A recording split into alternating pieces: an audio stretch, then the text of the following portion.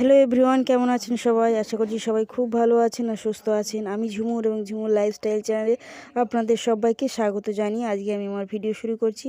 আর ভিডিওর থাম্বনেল দেখে তো আপনারা সবাই জেনেই গেছেন যে আজকে আমার ভিডিওটা কী রিলেটেড। তো সেই রিলেটেডে আজকে আমি ভিডিও আপনাদেরকে দেখাবো। আর পুরো ভিডিওটা আপনারা দেখতে থাকবেন আর আশা করছি ভিডিওটা আপনাদের খুবই ভালো লাগবে।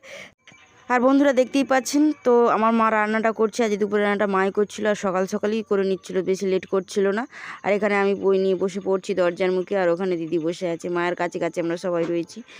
আর এই জায়গাটা আমাদের রান্নাঘরটা ছিল, তো পুড়ে গেছে মাঝরাতে।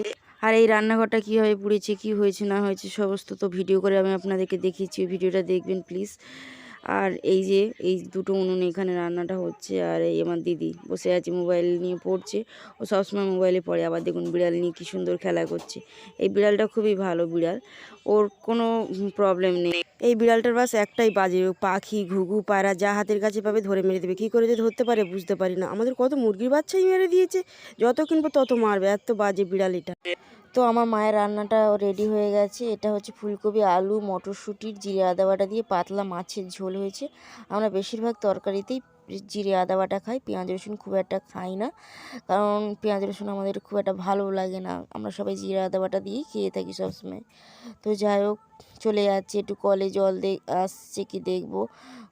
আর এই যে দেখুন আমার মোরগ দাদা গাছের উপর উঠে আসছে। এ কখনো ফুল গাছটার উপরে, কখনো পেয়ারা গাছের উপর উঠে বসে থাকবে।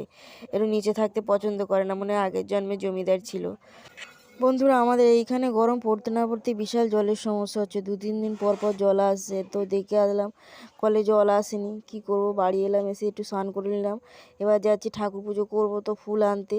সকালে আমি কিছু ফুল তুলেছিলাম, আমার তো অল্প ফুলেও হয় না, তো আরও কিছু ফুল আমার লাগবে। দেখি শীতকালে বেশি ফুল অবশ্য ফোটে না, তবুও দেখি 2-4টে ফুল সংগ্রহ করি। আর তুলসী পাতা বেলপাতা নিয়ে আসতে হবে। তো ওই জন্য বেরিয়ে পড়লাম চুবড়ি হাতে। অন্যদিন ঠাকুর পুজোটা দিদি করে, তো আমি বলি যে তুই কেন করেছিস, আমার জন্য তো রাখতে পারতিস, আমি করতাম, আমার তো ঠাকুর পুজোটা করতে ভালো লাগে। তো দিদি যদি করে তো ওর অল্প ফুলে হয়ে যায়, কিন্তু আমি যদি করি আমার অনেক ফুল লাগে। ঠাকুর ঘরটা পুরো সাজাবার জন্য অনেক রকমের ফুল অনেকটা জোগাড় করি। এখন স্নান করে মিনিমাম আধ ঘন্টা তো ফুল তুলতেই থাকবো লোকের কাছ থেকে। যদিও আমাদের ঠাকুর ঘরটা অনেক কি ছোট, তবুও আমার অনেকটাই ফুল লাগে, না হলে আমার খুব কষ্ট কষ্ট লাগে বন্ধুরা। তো ঠাকুর পুজো করার পরে চলে গেলাম ভাত খেতে। দিদি ভাত বেড়েছিল, তো ভাত খেতে যাচ্ছি। আর এই যে দেখতে পাচ্ছেন, এটা হচ্ছে চালের পাঁপড়, আমাদের ঘরেই বানানো হয়েছে। চালের পাঁপড় হয় আমিও জানতাম না, তো এটা আমার মা বানিয়েছে, খুবই সুন্দর খেতে হয়েছিল। তো আমি এটা খেয়ে নিচ্ছি আজকে আলের পাঁপড় দিয়ে ভাত। আর এই তারপরে এসে গেছে মাছের ঝোল আর মাছ। আমি তো দাগা মাছটা বেশি খাই, লেজা মাথা খেতে পারি না।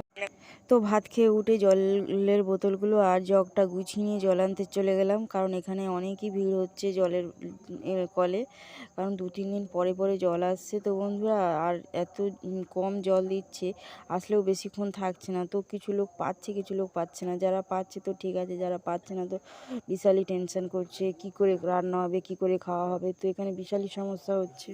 তারপরে ঘুম থেকে উঠেই চলে গেলাম বাগানে, কারণ ঘুম থেকে উঠলেই তো আমার কিছু না কিছু খেতে ইচ্ছা হয়। আর আজকে কিছু তেমন বাড়িতে ছিল না, ভাবলাম কী খাই। তারপর মনে পড়লো যে বাগানে তো জামুল বেঁধেছিল ওরা, জামুলটা হয়েছে কিনা আগে গিয়ে দেখি। তো গিয়ে দেখলাম জামুল তো হয়ে গেছে মোটামুটি, কিছু কিছু প্যাকেট তো ভালোই বড় বড় জামরুল হয়েছে। তো সেগুলোই আমি পেড়ে খাবো বলে ভাবলাম। তারপর ভাবলাম যে বাগানে খেলে তো আমি একা খেতে পারবো, বাড়িতে নিয়ে আসলে দিদিকে ভাইকে দেবো। তো জামুল পেড়ে নিয়ে চলে এলাম বাড়িতে।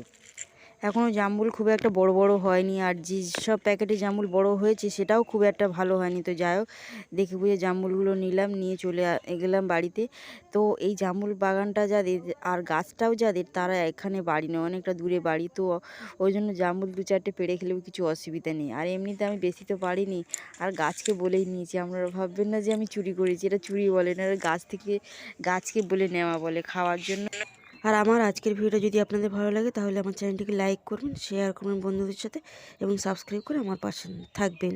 তো যাই হোক, রাতের খাবার এসে গেছে। রাতের খাবারে ছিল ডাল, আলু সিদ্ধ আর ঘি। ঘি যেহেতু আমি খাই না তো নেব না, আর ওর বাকিরা সবাই ঘি খেয়েছে।